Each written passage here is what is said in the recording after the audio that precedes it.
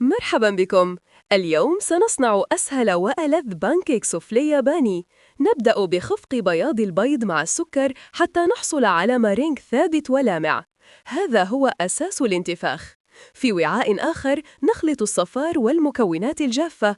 الآن ندمج المارينج مع خليط الصفار بلطف شديد وبحركات دائرية من الأسفل للأعلى للحفاظ على كل ذرة هواء. حان وقت الطهي.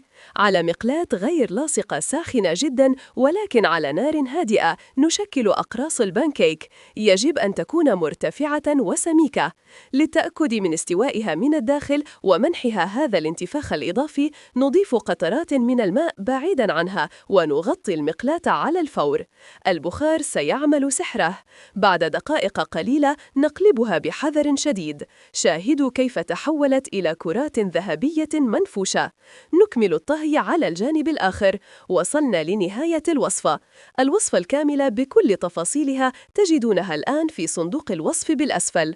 وإذا أعجبتكم هذه الوصفة السريعة والفايرال لا تنسوا الاشتراك، الإعجاب ومشاركة الفيديو مع الأصدقاء. ترقبوا المزيد من الوصفات السهلة والمميزة.